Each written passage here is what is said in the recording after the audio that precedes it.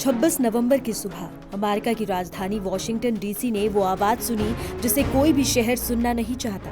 गोलियों की तड़तड़ाहट और ये फायरिंग व्हाइट हाउस से कुछ ही कदम की दूरी पर हुई। एक व्यस्त मेट्रो स्टेशन फरागुड वेस्ट, जहां रोज हजारों लोग गुजरते हैं, वहीं पर अचानक गोलियां चली और 2 अमेरिकी नेशनल गार्ड्स जमीन पर गिर पड़े।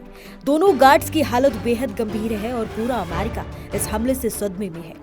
जांच आगे बढ़ी और कुछ ही घंटों में संदिग्ध की पहचान सामने आ गई। 29 वर्षीय रहमानुल्लाह लाखनवाल, जो 2021 में अफगानिस्तान से अमेरिका आया था। पुलिस का कहना है कि हमलावर अचानक कोने से निकला, सीधे गार्ड्स पर निशाना साधा और ताबड़तोड़ फायरिंग शुरू कर दी। इसी बीच जवाबी फायर भी हुआ, जिसमें रहमानुल्लाह घायल हो गया। उसे तुरंत कड़ी सुरक्षा के साथ अस्पताल ले जाया गया।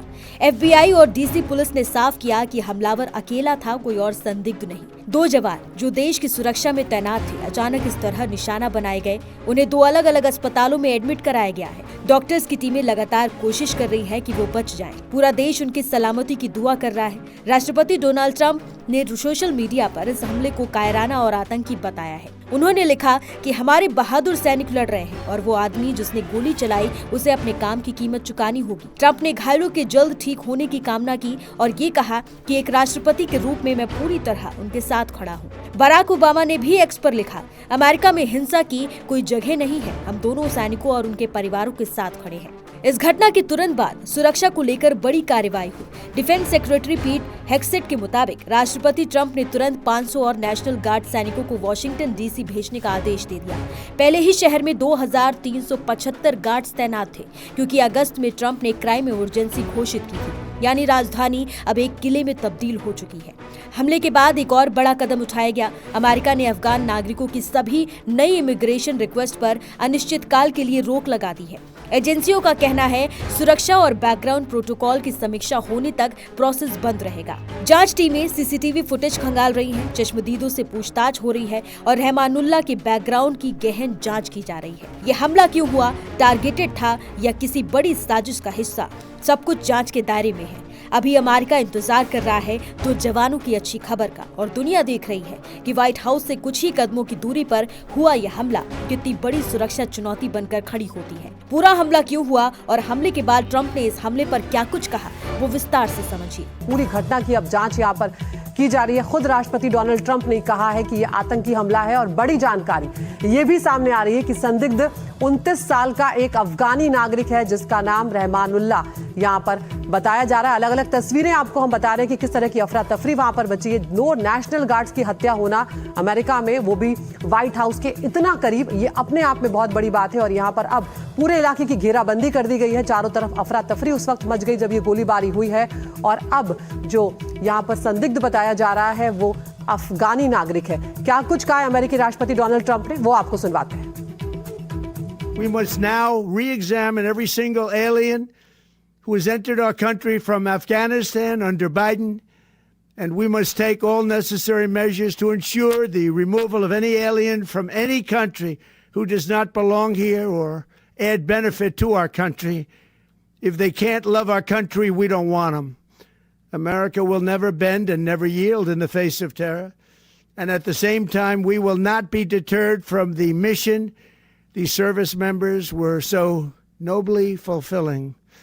That is why tonight I can announce that I have directed the Department of War to mobilize an additional 500 troops to help protect our capital city. We will make America totally safe again. तो यहाँ पर सुना आपने अमेरिकी राष्ट्रपति Donald Trump को। हमारे सहयोगी विशाल विवेक हमारे साथ जुड़ गए हैं। विशाल, व्हाइट हाउस से 2 ब्लॉक दूरी पर इस तरह की गोली होना, 2 नेशनल गार्ड्स की एक तरह से हत्या यहाँ पर कर दी गई है, बहुत बड़ा मामला है। क्या अब तक डिटेल्स इस बारे में मिल पाए, क्या कुछ कार्रवाई वहां पर हो रही है? देखिए, ये एक टेरर अटैक, आतंकी हमला बोला जा रहा है साफ तौर पर। ट्रंप ने खुद ही बोला है कुछ देर पहले, जैसा हमने भाषण में सुना, कि ये एक्ट ऑफ टेरर है, तो उन्होंने इसको डिक्लेयर कर दिया है। लेकिन जो हत्या वाला एंगल है वो अभी पुष्टि नहीं हुई है पूरी तौर पर, क्योंकि जो वर्जीनिया के गवर्नर हैं उन्होंने पहले अनाउंस कर दिया था कि हत्या हो गई है, फिर उन्होंने अपना स्टेटमेंट वापस ले लिया था।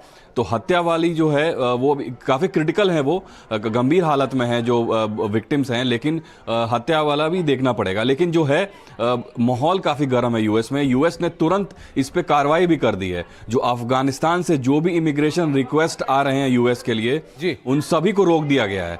तो आप देख सकते हैं कि यूएस तुरंत एक्शन में आ गया और रिपोर्ट्स ये भी बता रहे हैं कि ये जो सस्पेक्ट है वो पहले यूएस स्पेशल फोर्सेस के साथ अफगानिस्तान में काम करता था। तो हमने देखा है कि पिछले 1-2 साल में जो भी अफगानिस्तान में ट्रांसलेटर जो यूएस के लिए काम करते थे वो काफी आवाज उठाते थे। तो हो सकता है कि ये भी ट्रांसलेटर हो जो कि यूएस के साथ काम करता हो, तो इस और वो यूएस नहीं जा पाया हो, तो उस वजह से इसके अंदर जो डिसग्रंटल्ड फीलिंग है वो डेवलप हुआ हो। लेकिन यहाँ पर विशाल ये भी जानकारी आ रही है ना कि असाइलम रिक्वेस्ट को भी यहाँ पर एक्सेप्ट किया गया था। अब आतंकी हमला कहा जा रहा है इसको, तो जरा बताइए कोई इसकी कोई इस तरह की मंशा यहाँ पर सामने आई है, कुछ इरादा जो यहाँ पर एजेंसीज को वहां पर पता चला है, और कोई संगठन जिससे कनेक्शन का सामने आया है?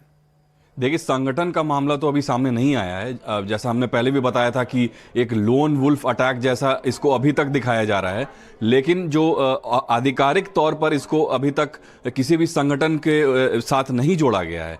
लेकिन जो इसको अथॉरिटीज़ हैं वहाँ पर, वो इसको इन्वेस्टिगेट कर रहे हैं इसी एंगल से, ताकि आतंकी हमला इसको बताया जा सके। तो ये क्लियर है कि ये उन्होंने इसको एज अ टेररिस्ट डिटेन किया है जो सस्पेक्ट है, और ये सिर्फ 29 साल का अफगानिस्तान यूथ है। और जैसा आपने सही बताया कि इसी साल उसका असाइलम रिक्वेस्ट एक्सेप्ट किया गया था। और ट्रंप जो है बाइडेन एडमिनिस्ट्रेशन पे सवाल उठा रहे हैं कि एक साथ जो 70,000 कुछ अफगानिस्तान नेशनल्स यूएस आए थे पिछले 5-6 साल में, उनके ऊपर सवाल उठ रहा है। तो क्या जो बाइडेन एडमिनिस्ट्रेशन की गलती है या यूएस जो अभी एडमिनिस्ट्रेशन है उसकी गलती है? तो ये एक पॉलिटिकल वॉर भी चालू हो गया है। लेकिन जो ओवरऑल जो एक पॉलिसी है जो अफगानिस्तान के ऊपर जो थी कि जो इमिग्रेशन के थ्रू जो आते थे लोग, उन पे रोक लगा दी गई है। एक बहुत बड़ा फैसला है जो कि तुरंत लिया गया है। बिल्कुल, बहुत बहुत शुक्रिया विशाल विवेक आपका इस तमाम जानकारी के लिए। तो यहाँ पर अब ट्रंप सरकार जो है वो आक्रामक हो गई है। 500 से ज्यादा गार्ड जो हैं वो ट्रंप ने कहा है कि वो तैनात अब कर दिए गए।